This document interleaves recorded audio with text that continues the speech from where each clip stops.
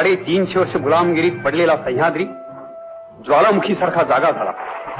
छत्र अथांग सिंधुसागर आणि अजिंक्य सह्याद्री एक झाले आणि हिंदवी स्वराज्य जन्माला आले. एकामागून एक गडकोट स्वतंत्र झाले आणि त्यातच एक अभेद्य आणि अजिंक्य गड शिवरायांनी काबीज केला आणि गडांचा महाराजा किल्ले रायगड. महाराजांनी रायगड काबीज केला सन 1656च्या एप्रिल महिन्यात.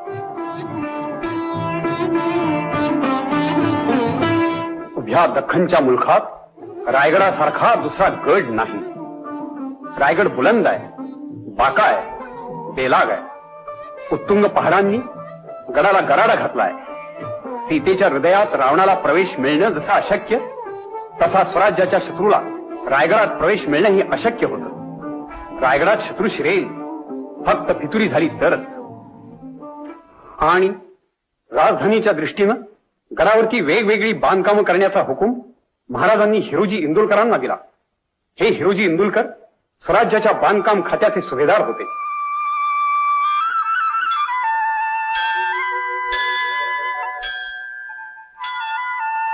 जगदीश्वराचं मंदिर साय संगीन बांधून पूर्ण झालं आणि हिरोजींच्या अंतःकरणातील भाव या पायरीवर असा व्यक्त झाला.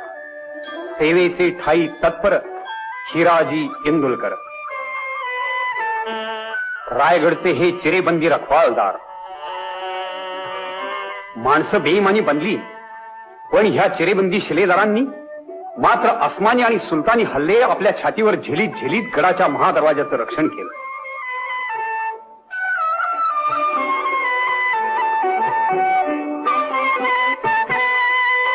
शक्तीने मिळती राज्ये, युक्तीने कार्य होत असे.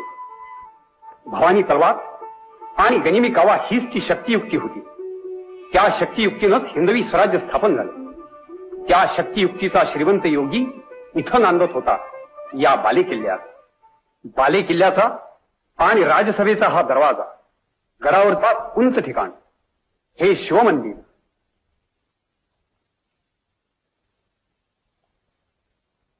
आणि हा कुशावर्त तलाव.